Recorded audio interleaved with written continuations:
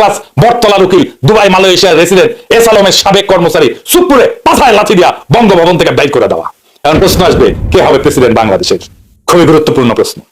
এটার উত্তর আমাদের জানা আছে। তিনি আছেন বাংলাদেশের প্রেসিডেন্ট হওয়ার যোগ্য, তিনি বেগম খালেদা জিয়া, যিনি আমাদের ইতিহাসের মহানায়ক, যিনি আমাদের প্রজন্মকে শিখাইছেন মাথা উঁচু করে লড়াই করতে, যিনি বলছিলেন ওদের হাতে গোলামীর জিনজির, আমাদের হাতে স্বাধীনতার পতাকা, যিনি দলমতের ঊর্ধ্বে উঠা আজ জাতীয় ঐক্যের প্রতীক হয়েছেন। সেই বাংলাদেশের প্রথম নারী প্রধানমন্ত্রী, আজকে বাংলাদেশের প্রথম নারী রাষ্ট্রপতি হবেন তিনি আর প্রফেসর ইউনূস। এই দুই মুরব্বী মিলা আমাদের নতুন বাংলাদেশের সূচনায় পৌঁছে দেবেন। খালেদা জিয়া বাংলাদেশকে শুধু দিয়েই গেছেন, আমরা ওনাকে কিছুই দিতে পারি নাই। বাংলাদেশ শেখ হাসিনার পতন এবং পালিয়ে যাওয়ার পর প্রেসিডেন্ট শাহাবুদ্দিন চুপ্পুকে অপসারণের চেষ্টা হয়েছিল অল্প কিছুদিনের মধ্যেই। এই দাবি বিভিন্ন দিক থেকে এসেছিল। বিশেষ করে আমরা খেয়াল করেছি তখন এনসিপি হয়নি, বৈষম্য বিরোধী ছাত্র আন্দোলন এবং জাতীয় নাগরিক কমিটি ছিল। এবার রাষ্ট্রপতি মোহাম্মদ শাহাবুদ্দিনকে অপসারণের দাবি জোরালো হয়ে উঠেছে। মোহাম্মদ শাহাবুদ্দিনকে অনতি বিলম্বে রাষ্ট্রপতি পদ থেকে অপসারণ করতে হবে। ক্ষমতার পট পরিবর্তনের পর রাষ্ট্রের বিভিন্ন গুরুত্বপূর্ণ পদে পরিবর্তন আনার দাবি সমন্বয়কদের জন্য নতুন না। এর আগেও তারা দাবি তোলার পর বিভিন্ন পদে পরিবর্তন আসতে দেখা গেছে। সরকার এবারও তাদের দাবি মেনে নিয়ে রাষ্ট্রপতি সেনাবাহিনী প্রধান বলেন, সকল হত্যা ও অন্যায়ের বিচার হবে, শান্তি শৃঙ্খলা ফিরিয়ে আনা এবং সুন্দর বাংলাদেশ গড়তে দেশবাসী ছাত্র জনতার সহযোগিতা চেয়েছেন সেনাপ্রধান। হাসিনার পলায়নের 1 বছর হবে কিছুদিন পরেই, আর মাত্র 2 সপ্তাহ পরেই আসবে আবু সাইদের শহীদ মৃত্যুর 1 বছর। তারপর একে একে শুরু হবে শহীদের কাফেলা, ওয়াসিম, মুগ্ধ, ইয়ামিন, আনাস সহ হাজারো শহীদের কাফেলা। কয়েক মাস পরেই হবে নির্বাচন, নতুন সরকার ক্ষমতায় আসবে। কিন্তু প্রশ্ন হচ্ছে, আমরা কি হাসিনার ফ্যাসিবাদী শাসনের অবশেষ সরাইবার পারছি? এক ভয়ঙ্কর রক্তাক্ত মরণপণ লড়াইয়ের পর আমরা হাসিনাকে বিতাড়িত করতে পারছিলাম। আজ 1 বছর পরে আমরা হাসিনার শাসনের অবশেষকে দূর করতে পারছি? এই বিরাট প্রশ্নের মুখে দাঁড়াইলে আমরা বিহ্বল হয়ে যাই। না, পারি নাই। কেন পারি নাই?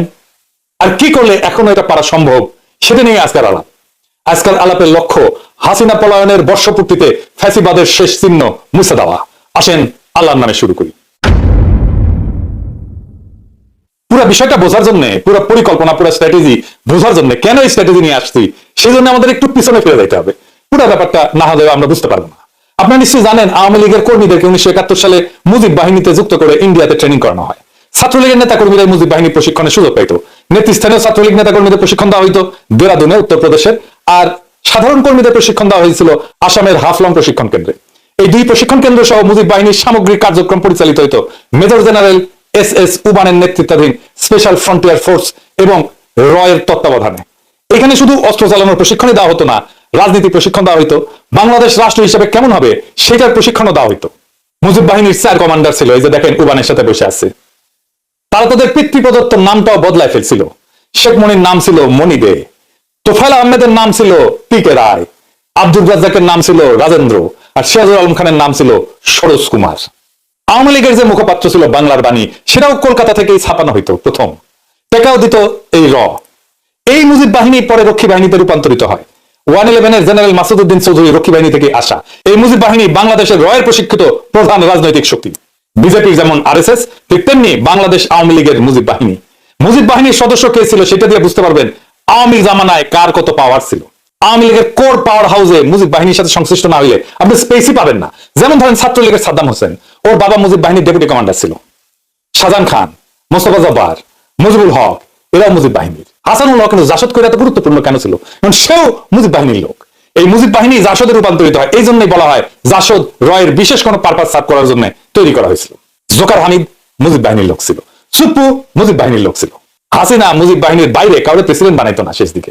এই সুপ্পু এখনো আছে, এখনো সে বাংলাদেশের প্রেসিডেন্ট হইয়া এস আলমের কর্মচারী ছিল। মালয়েশিয়ার দুবাইয়ের রেসিডেন্ট কিন্তু সুপ্পু একটা 3rd ক্লাস বটতলার উকিল ছিল। ওই হাসিনার পাশ হইয়া সালাম করতো, পাশ হইয়া পদধূলি নিত রেগুলার দেখা করতে গেলে। এটাই হারামজাদার কাছে শোনেন, নিজের মুখে শোনেন। গত 3 মাস ধরে মাননীয় প্রধানমন্ত্রীকে সালাম করতে গেলে উনি আমার সালাম নিতেন না। তা আমি দেখতাম যে উনার চরণের ধুলো আমি পাই না। আমার মিশ্র প্রতিক্রিয়া হচ্ছিল যে উনি কেন আমার সালাম নেন না। না, থাক থাক বলে। শুনেছেন কি মাল এখনো বাংলাদেশের প্রেসিডেন্ট হয়ে আছে। এই হারামজাদার অধীনে আমাদের আগামী নির্বাচন হবে, কি তামাশা। আমাদের পরবর্তী সরকার শপথ নেবে, কি মহা তামাশা। আগামী জাতীয় সংসদের প্রথম অধিবেশনে সে বক্তৃতা দেবে, আর আমাদের নবনির্বাচিত সংসদ সদস্যরা এর ভাষণের উপরে ধন্যবাদ প্রস্তাব আইনা বক্তৃতা করবে। হায় হায়, এই ছিল আমাদের কপালে। সে ছাত্রলীগ করতো, সে গর্ব ভৈরা বল শুনেন। আপনি কি রাজনীতি করতেন? আমি বললাম, জি মাননীয় প্রধানমন্ত্রী, আমি ছাত্রলীগ করতাম। যে বর্বর দল, যে মাফিয়া গুন্ডা বাহিনী আজকে নিষিদ্ধ, ওরে 5ই আগস্টে পাছায় লাঠি দিয়া ভাগায় দেওয়া উচিত ছিল, সেটা হয় নাই। সেটা না হওয়ার কি সমস্যা হয়েছে আপনারা পদে পদে বুঝতে পারতেছেন। কোনো কিছু করা যাচ্ছে না, না জুডিশিয়ারিতে, না আর্মিতে, না প্রশাসনে, না পুলিশে, কোথাও না। জুলাই সনদ করা যাইতেছে না, সংস্কার করা যাইতেছে না, সবকিছুর পিছনে এই সুপ্পু, এই অন্তর্বর্তীকালীন সরকার কোন কার্যকর নিয়ন্ত্রণ প্রতিষ্ঠা করতে পারতেছে না। প্রশাসনের উপরে, ব্যুরোক্রেসির উপরে, স্টেটের উপরে, রাষ্ট্রের উপরে এই অবস্থা চলতে পারে না। এই অবস্থা আশু পরিবর্তন দরকার, যেন বিপ্লবের অসমাপ্ত কর্তব্য সম্পন্ন করতে পারি। একটা কাজ করলেই সেটা সম্পন্ন হতে পারে। কি সেটা? রয়েট ট্রেনিং প্রাপ্ত ইন্ডিয়ার খাস দালাল হাসিনার পায়ের ধুলি নেওয়া থার্ড ক্লাস বটতলার উকিল, দুবাই মালয়েশিয়ার রেসিডেন্ট এস আলমের সাবেক কর্মচারী সুপ্পুরে পাছায় লাথি দিয়া বঙ্গভবন থেকে বের করে দেওয়া। এখন প্রশ্ন আসবে, কে হবে প্রেসিডেন্ট বাংলাদেশের? খুবই গুরুত্বপূর্ণ প্রশ্ন। এটার উত্তর আমাদের জানা আছে। কি সেই উত্তর? একজনই আছেন বাংলাদেশের প্রেসিডেন্ট হওয়ার যোগ্য, তিনি বেগম খালেদা জিয়া, যিনি আমাদের ইতিহাসের মহানায়ক, যিনি আমাদের প্রজন্মকে শিখাইছেন মাথা উঁচু করে লড়াই করতে, যিনি বলছিলেন ওদের হাতে গোলামীর জিনজির, আমাদের হাতে স্বাধীনতার পতাকা, যিনি দলমতের ঊর্ধ্বে উঠা আজ জাতীয় ঐক্যের প্রতীক হয়েছেন। সেই বাংলাদেশের প্রথম নারী প্রধানমন্ত্রী, আজকে বাংলাদেশের প্রথম নারী রাষ্ট্রপতি হবেন তিনি আর প্রফেসর ইউনূস। এই দুই মুরব্বী মিলা আমাদের নতুন বাংলাদেশের সূচনায় পৌঁছে দেবেন। খালেদা জিয়া বাংলাদেশকে শুধু দিয়েই গেছেন, আমরা ওনাকে কিছুই দিতে পারি নাই। বাংলাদেশ উনাকে রাষ্ট্রপতি বানায় নিজে সম্মানিত হতে চায়। বাংলাদেশের ইতিহাসে এমন দুই নেতার অভূতপূর্ব অভিভাবকত্ব আমরা আর কোনোদিন পাবো না। আমরা এই সুযোগ হারাইতে চাই না। আমরা বেগম খালেদা জিয়ার অধীনে নির্বাচন করতে চাই।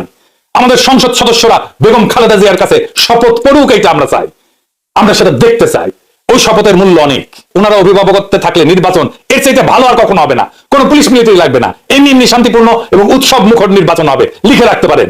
এইবার প্রশ্ন, বিএনপির কি হবে? উনি তো চেয়ারপারসন বিএনপির। ন্যাচারাল বিএনপির দলীয় পদে বেগম খালেদা জিয়া থাকতে পারবেন না। প্রেসিডেন্ট হলে সেই পদ ছাড়তেই হবে।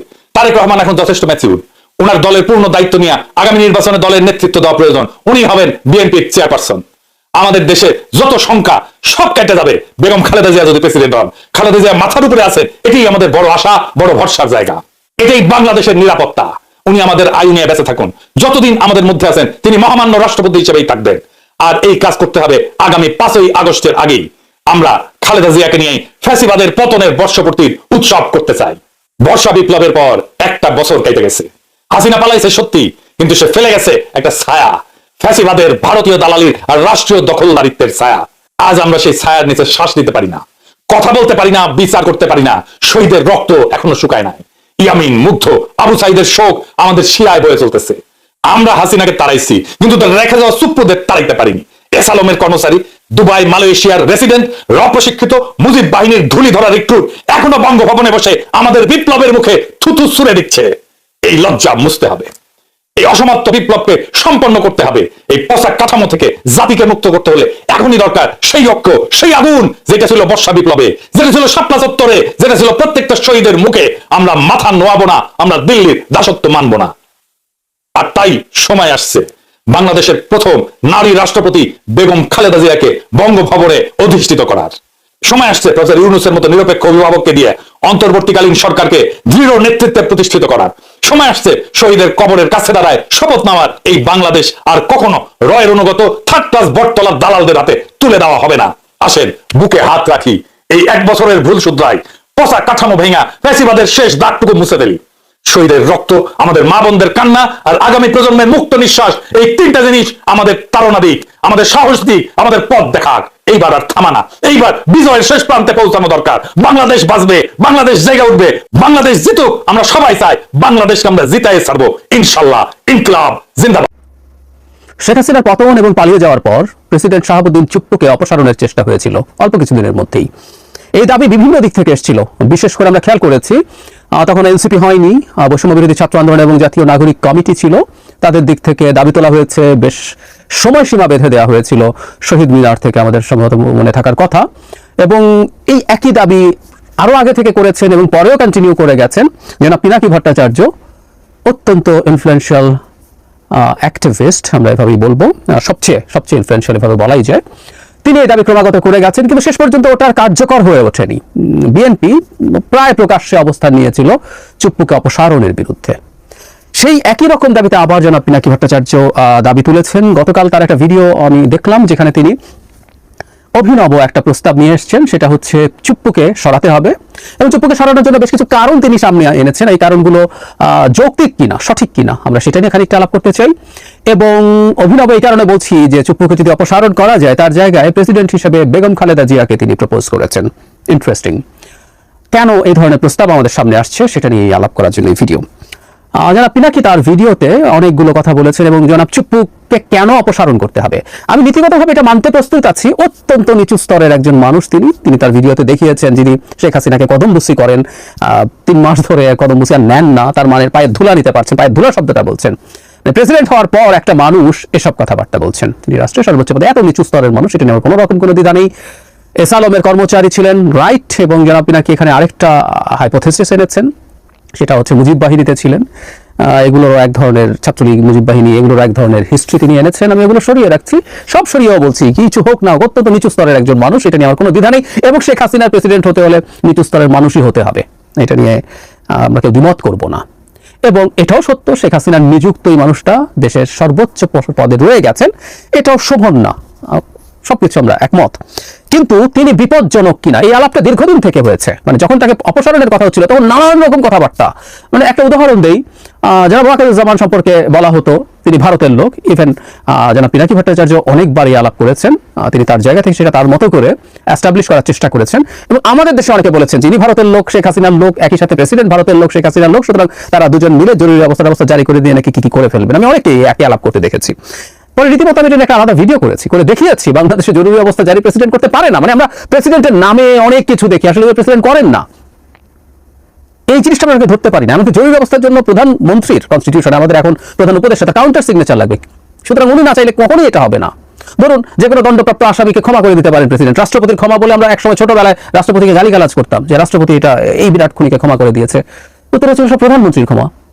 কনস্টিটিউশন আর্টিকেল 48(3) খুব ক্লিয়ারলি লেখা আছে, খুব বেসিক কনস্টিটিউশন আন্ডারস্ট্যান্ডিং আমাদের যারা আছে আমরা তারা জানি যে দুটো কাজ, একটা প্রধানমন্ত্রী নিয়োগ করা এবং আরেকটা হচ্ছে প্রধান বিচারপতি নিয়োগ করা। এই দুটো বিষয় ছাড়া তার আর কোনো রকম কোনো ব্যক্তিগতভাবে সিদ্ধান্ত নেওয়ার ক্ষমতা নাই, কোনোভাবেই নেই। মানে একটা বিল তার কাছে পাঠালে তিনি এটা একবার বিবেচনার জন্য বলতে পারেন, আর তিনি যদি সেটা না পাঠান, নিজের কাছে রেখে বসেও থাকেন, এটা 15 ডেজ পরে সিগনেচার হয়ে গেছে বলে ধরে নেওয়া হবে। এই হচ্ছে প্রেসিডেন্টের ক্ষমতা। আর অর্থ বিল মানে যদি হয় সেটা তিনি ফেরতও পাঠাতে পারবেন না, একটু রিকনসিডার করো, সেই ক্ষমতাও তার। মানে ফাতেহা পড়া কবরে গিয়ে শাহাবুদ্দিন আহমদ বলেছিলেন এছাড়া কোনো কাজ নেই, ট্রুলি কোনো কাজ নেই। এই রাষ্ট্রপতি চুপ্পু থাকাটা অসুন্দর, কিন্তু চুপ্পু থেকে কোনো ক্ষতি করতে পারবে এই আর্গুমেন্ট একেবারেই ভুল, একেবারেই ভুল। জনাব পিনাকি চুপ্পুকে না সরানোর কারণে কি কি ক্ষতি হচ্ছে বলে বলছেন যে কিছুই করা যাচ্ছে না, না জুডিশিয়ারিতে, না পুলিশে, না প্রশাসনে, না সেনাবাহিনীতে, মানে কিছুই নাকি করা যাচ্ছে না। এবং তার ভাষ্য মতে জুলাই সনদ করা যাচ্ছে না, সংস্কার করা যাচ্ছে না, এই সব কিছুর পেছনে নাকি চুপ্পু। ইয়াস, উনি এগুলো বলেছেন। একটা কথা খুব স্পষ্টভাবে আমরা বলতে চাই, এই যা যা করা যাচ্ছে না, যা যা করা হচ্ছে না, এগুলো প্রত্যেকটার দায় ডক্টর ইউনূস সরকারের এবং ডক্টর ইউনূসের। সোজা সাপটা কথা, কোনো কিছু করার ক্ষেত্রে কোনো ব্যারিয়ার তৈরির ন্যূনতম ক্ষমতা চুপ্পুর নেই। আই রিপিট, এইসব কোনো ক্ষেত্রে কোনো রকম ব্যারিয়ার তৈরি করার ন্যূনতম ক্ষমতা চুপ্পুর নেই। এবং এই চুপ্পুর আগেও, ওর মেরুদণ্ড আগে ছিল না, কিন্তু শেখ হাসিনার পালিয়ে যাওয়ার পর এখন যে জায়গায় আছেন ওটা কিছু নাই, ওটার অবস্থা আরো খারাপ। উনি সরকারের কাজে বাধা দেবেন, এই গাটস হবে, আমাদের কমন সেন্স কি বলে? No way, no way. সুতরাং যাবতীয় ব্যর্থতার দায় যদি হয় সেটা ডক্টর ইউনূসের। বাই এনি চান্স চুপ্পুকে ভিলেইন বানানোর মাধ্যমে, বলির পাঠা বানানোর মাধ্যমে ডক্টর ইউনূসের দায় মুক্তির চেষ্টা হচ্ছে কিনা সেটা দেখতে হবে। সংসদে ভাষণ দেবেন তিনি, তার ভাষণের উপর ধন্যবাদ প্রস্তাব হবে। হ্যাঁ, উনি সংসদে ভাষণ দেবেন প্রথমবার, এটা ঠিক আছে, কিন্তু ধন্যবাদ প্রস্তাব হবে, এই সংসদে ভাষণটা আসলে কে দেয়, কে লিখে দেয়? মানে খুব হাসির ব্যাপার, মানে প্রেসিডেন্টের এই ক্ষমতাও নাই যে তিনি একটা ভাষণ লিখে সেটা পার্লামেন্টে পড়ে আসবেন। ইয়াস, এটা মন্ত্রী পরিষদের লিখিত একটা ভাষণ, মন্ত্রী পরিষদে পাস হয়, উনি এটা পড়ে আসেন।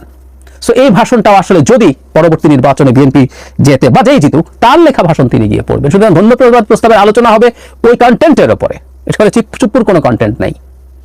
তার কাছে সংসদ সদস্যরা শপথ নেবেন, এটা জনাব পিনাকি ভট্টাচার্য ভালোভাবে দেখেন না। আমরা একটু জেনে রাখবো, পার্লামেন্টের সদস্যদের শপথ আসলে মানে আমাদের আইন অনুযায়ী স্পিকার সেটা পড়ান, এখন টেকনিক্যালি শিরিন শারমিন চৌধুরী আমাদের স্পিকার কিনা এই আলাপটা সাংবিধানিকভাবে আছে, পরবর্তী সংসদে পরবর্তী স্পিকার হওয়া পর্যন্ত কিন্তু তার দায়িত্ব থেকে যায়। হ্যাঁ, এটা সত্য, রাষ্ট্রপতি ক্যাবিনেটকে শপথ পড়াবেন, আমাদের সামনের মন্ত্রিসভা যেটা হবে তাকে তিনি ক্যাবিনেট সেটা শপথ পড়াবেন। এবং আবারও আমি একমত, সেটা সুন্দর না, চুপ্পু যত কাজই করবে এটা সুন্দর না, কিন্তু চুপ্পু ক্ষতিকর দেশকে ধ্বংস করে ফেলছে এই আর্গুমেন্টটা আটারলি রং। আমরা দেখলাম তো এই 10 মাস চলে গেল, 11 মাস চলে গেল, চুপ্পু আর জনাব ওয়াকার মিলে দেশকে কোথায় কি ঝামেলা করেছেন, জরুরি অবস্থা জারি করা থেকে শুরু করে ইত্যাদি ইত্যাদি, নাথিং হ্যাপেন্ড। এখন বেগম খালেদা জিয়াকে রাষ্ট্রপতি করার প্রস্তাব তিনি আনছেন। বেগম খালেদা জিয়া রাষ্ট্রপতি হবেন, বাংলাদেশের প্রথম নারী রাষ্ট্রপতি, এটা আসলে অসাধারণ ব্যাপার, কোনো সন্দেহ নেই। এবং তার মতো একজন ব্যক্তিত্ব যিনি বাংলাদেশের গণতান্ত্রিক লড়াইয়ে দীর্ঘ লড়াই করে গেছেন। আমি বেগম খালেদা জিয়ার ত্যাগ নিয়েও আলাদাভাবে কথা বলেছি, যিনি মারাত্মক জটিল রোগে আক্রান্ত হয়ে সরকারের সাথে কম্প্রোমাইজ করেননি, লড়াই করে গেছেন, জেলে থেকেছেন, তখনও কোনো রকম ভাবে দলকে একটা পাতানো নির্বাচনে পার্টিসিপেট করানোর চেষ্টা থেকে দূরে ছিলেন। মানে ইনর্মাস সেই এরশাদের সময় থেকে, মানে আমি প্রায় বলি যে জিয়া রহমান তো আসলে রাজনীতিবিদ ছিলেন না, তিনি একজন রাষ্ট্রপতি ছিলেন, সেখানে থেকে একটা দল তৈরি করেছেন, সেখানেও তার বিরাট ক্রেডিট আছে, ক্ষমতায় থাকলেও এরশাদ তার দ্বিগুণ ক্ষমতায় থেকেও তার কাছাকাছি কোনো দল তৈরি করতে পারেনি। কিন্তু বিএনপি ট্রুলি একটা রাজনৈতিক দল হয়ে উঠেছিল বেগম খালেদা জিয়ার হাত ধরে। একজন সাধারণ গৃহিণী থেকে তিনি এই অসাধারণ অর্জন করেছেন, প্রাইম মিনিস্টার ছিলেন 3 বার এবং অসাধারণভাবে তিনি যদি প্রেসিডেন্ট হন। কিন্তু আমাদের প্রশ্ন হচ্ছে, তাকে কেন এই সরকারের চুপ্পুকে সরিয়ে প্রেসিডেন্ট হতে হবে? আমরা মোটামুটি চোখ বন্ধ করে বলে দিতে পারি বিএনপি ক্ষমতায় আসছে। বিএনপি ক্ষমতায় আসছে আসলে এটা বিরোধীরাও জানে। আমি প্রায় দেখি বিরোধীরা বলেন বিএনপি তাড়াতাড়ি নির্বাচন চায় কারণ বিএনপি ক্ষমতায় এসে লুটপাট করতে চায়। মানে তারাও বলছে বিএনপি ক্ষমতায় আসবে, বোঝে। তো তাই যদি হয় বিএনপি তাদের নিজেদের ভোটে বেগম খালেদা জিয়াকে রাষ্ট্রপতি বানাবেন, একটা নির্বাচিত সংসদ, এখন অবশ্য এই সংসদের এখনো রাষ্ট্রপতি কিভাবে নির্বাচিত হবে পুরোপুরি সম্ভবত শেষ হয়নি আলোচনা। এই পার্লামেন্টের ভোটের বাইরেও একটা ডিফারেন্ট ইলেকট্রাল কলেজের আলাপ আছে, যেখানে লোকাল গভর্নমেন্টকেও ইনক্লুড করার আলাপ আছে। যেটাই হোক না কেন, সেটা বিএনপি আসার পরে বিএনপি এই কাজটা করতে পারবে, এটাই সবচেয়ে গৌরবের ব্যাপার। এখনকার সিস্টেমে যদি থাকে একটা জেনুইন নির্বাচনে গঠিত জেনুইন পার্লামেন্টারিয়ানরা বেগম খালেদা জিয়াকে প্রেসিডেন্ট নির্বাচন করছেন, তাহলে এখন কেন? জনাব পিনাকি যেটা বলার চেষ্টা করছেন যে এখানে প্রধান উপদেষ্টা থাকলেন আর উপরে বেগম খালেদা জিয়া যদি থাকেন তাহলে সবকিছু খুব নিরাপদ থাকবে, নির্বাচনটার ব্যাপারে কোনো কনফিউশন থাকবে না। আবারও একই কথা, বেগম খালেদা জিয়া যদি রাষ্ট্রপতি থাকেন এবং সরকার যদি নির্বাচনকে ম্যানিপুলেট করতে চায়, সরকার বলছে কিন্তু, নির্বাচন কমিশন বলছি না, নির্বাচন কমিশন নির্বাচন করে এই আলাপগুলো করি না আমি, এগুলো শেখ হাসিনা করতেন। টেকনিক্যালি কথাগুলো ঠিক আছে, কিন্তু এগুলো আসলে বাংলাদেশের বাস্তবতা না। এই কারণে আমরা তত্ত্বাবধায়ক সরকার নিয়ে ভীষণ শোরগোল করেছি। 11 সালে যখন বাদ করেছে পঞ্চদশ সংশোধনী থেকে, শেখ হাসিনা যে মানে শয়তানি করতে যাচ্ছে, সেই শয়তানি আমরা ধরতে পেরে তখন থেকে শোরগোল করি।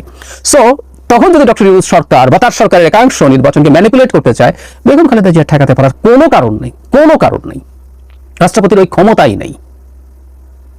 সুতরাং এগুলো প্রত্যেকটাই আসলে কোনোভাবে যৌক্তিক না তাকে এখন করানোর জন্য, বরং এখন রাষ্ট্রপতি যদি তাকে করাতেও হয়, এটাও একটা স্পেশাল র্যাটিফিকেশন পরে লাগবে, আইনগতভাবে এটা অসাংবিধানিক এবং বেআইনি হবে। কারণ একজন রাষ্ট্রপতি যদি চলে যান, নতুন রাষ্ট্রপতি নির্বাচন করে সংসদ, এখন সংসদ নেই, বেগম খালেদা জিয়াকে রাষ্ট্রপতি হিসেবে যে নিযুক্ত করা যাবে না তা না। তখন আবার আমাদের তো অনেক কিছুর ক্ষেত্রেই সাংবিধানিক রীতি আমরা ভেঙেছি, সংবিধানকে লঙ্ঘন করেছি। যেমন আমি প্রায় বলি 3 মাসের মধ্যে নির্বাচন হওয়ার কথা ছিল, সেটা তো হয় নাই, সেটা র্যাটিফাই করতে হবে, এরপর আরো বেশ কিছু জিনিস করতে হবে। তারপর বেগম খালেদা জিয়া যে রাষ্ট্রপতি হলেন সেটাকেও র্যাটিফাই করতে হবে। দরকারটা কি? এটার কোনো দরকার নেই, বরং বেগম খালেদা জিয়া তার সাংসদদের ভোটে প্রধানমন্ত্রী নির্বাচিত হবেন, এটা বেস্ট অপশন। কেন জনাব পিনাকি ভট্টাচার্য এভাবে এটাকে প্রপোজ করছেন? আমি ধারণা করি চুপ্পুকে সরানোর জন্য আবার একটা চেষ্টা, এবং এই চেষ্টাটাকে খানিকটা লেজিটিমেসি দেওয়ার জন্য দুটো কাজ তিনি করেছেন। একটা হচ্ছে অনেক ক্ষতিকর চুপ্পু, সেটা বোঝানোর চেষ্টা, যেটা একেবারেই ভুল তথ্য। আর বেগম খালেদা জিয়াকে এখানে প্রপোজ করার মাধ্যমে বিএনপির অন্তত কিছু মানুষের এক ধরনের সহানুভূতি পাওয়া যায় কিনা, সো দ্যাট মাঠে আমি ধারণা করি আবার এই দাবিটা আনা তাদের জন্য, বা কেউ আনবে তাদের হয়ে, তার সাথে অনেকেরই যোগাযোগ আছে। আর বলেছেন একজন গুরুত্বপূর্ণ অতি প্রভাবশালী ইনফ্লুয়েন্সার অ্যাক্টিভিস্ট, তার প্রচুর ভক্ত আছেন, সমর্থক আছেন, তারা নামের সাথে যদি বিএনপিও যুক্ত হয় সেটা হতে পারে।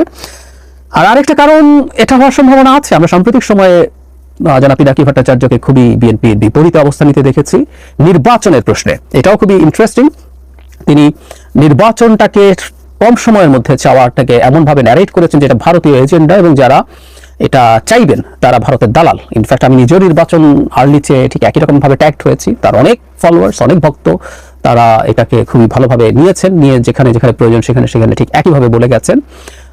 আমরা তারপরে এটা ব্যক্তিগতভাবে আমার কাছে খুব ভালো লাগে যে তিনি অন্তত এখন এই যে নির্বাচন ফেব্রুয়ারিতে হওয়ার সম্ভাবনা আছে, তিনি একটা ভিডিওতে ফেব্রুয়ারিতে নির্বাচন হলে ভালো হবে বলছেন, যেটা আদতে তার আগের যে অবস্থান এটাও খুবই দ্রুত নির্বাচন। তিনি তো চেয়েছিলেন যে 5 বছর সরকার থাকবে, সেটারও একটা ফর্মুলা তিনি দিয়েছিলেন, তাতে ভারতের আধিপত্যবাদ বা সবকিছুকে মোটামুটি সামলে পরবর্তী সরকার আসতে পারবে। কিন্তু তার জায়গায় এখন তিনি ফেব্রুয়ারিতে নির্বাচন এগ্রি করছেন, এবং সেটা এক অর্থে মানে বিএনপি যা চাইছে, ইভেন শুধু বিএনপি না, মানে এই নির্বাচনটা সেনাপ্রধান চেয়েছেন, তিনিও, এবং যারা যারা চেয়েছে প্রত্যেকে তো আসলে দালাল হয়ে গিয়েছিল ভারতের। কিন্তু তিনি এখন এই ব্যাপারে এগ্রি করছেন আমরা ধারণা করি, এবং এই নির্বাচনটা ফেব্রুয়ারির দিকে তার সমর্থন আছে। তার যে অবস্থানগত পরিবর্তন, সেটার কারণেই তিনি হয়তো বিএনপির যে সাপোর্টার্স আছে তাদের প্রতি তিনি একসময় খুবই হার্শ ছিলেন, দলের প্রতি খুবই হার্শ ছিলেন, আর এখন সেটার খানিকটা কম্পেনসেশন হয়তো এর মাধ্যমে করার চেষ্টা করছেন। আমি জানি না, কিন্তু আমি জাস্ট আমার একটা বাইরে থেকে একজন অবজারভার হিসাবে আমার ধারণা বললাম। আসসালামু আলাইকুম। দেশ কিংবা দেশের বাইরে যেখান থেকে বসে ভিডিওটি দেখলেন সবাইকে অনেক অনেক ধন্যবাদ এবং ভালোবাসা জানাচ্ছি। প্রিয় দর্শক, কথা বললেন পিনাকি ভট্টাচার্য, অত্যন্ত সাহসী সাংবাদিক এবং বাংলাদেশের বর্তমান যে বিষয় সেই বিষয়গুলো নিয়ে কথা বললেন। রাষ্ট্রপতি শাহাবুদ্দিন চুম্পু আপনারা জানেন যে আওয়ামী লীগের দোষক ছিলেন এবং শেখ হাসিনার একদম আনুগত্য একজন লোক ছিলেন, বিশ্বস্ত লোক ছিলেন, এখনো নিয়মিত হাসিনার সাথেই যোগাযোগ করেন। কিভাবে রাষ্ট্রপতি চুম্পুকে সরানো যায় সে বিষয়ে কথা বলেন এবং আগামী দিনের রাষ্ট্রপতি কে হতে যাচ্ছেন সেই কথাও তিনি বললেন। আগামী দিনের রাষ্ট্রপতি হিসাবে তিনি ইঙ্গিত দিয়েছেন বা সরাসরি কথা বলেছেন বেগম খালেদা জিয়াকে, যিনি ব্যাপকভাবে নির্যাতিত নিপীড়িত একজন মানুষ এবং অত্যন্ত দেশপ্রেমিক, ভারত বিদ্বেষী এবং ভারতকে কখনোই বা বাংলাদেশকে রাজত্ব করতে দেয় না, এরকম অনেক উদাহরণ আমরা তার মাধ্যমে দেখেছি। প্রেক্ষক এই বিষয়গুলো নিয়ে এবং আজকে যে ভিডিওটি দেখলেন এই বিষয়গুলো নিয়ে আপনাদের মূল্যবান মতামত কমেন্টে জানাবেন। সবাই ভালো থাকবেন, সুস্থ থাকবেন। ভিডিওটি শেষ করছি। আসসালামু আলাইকুম।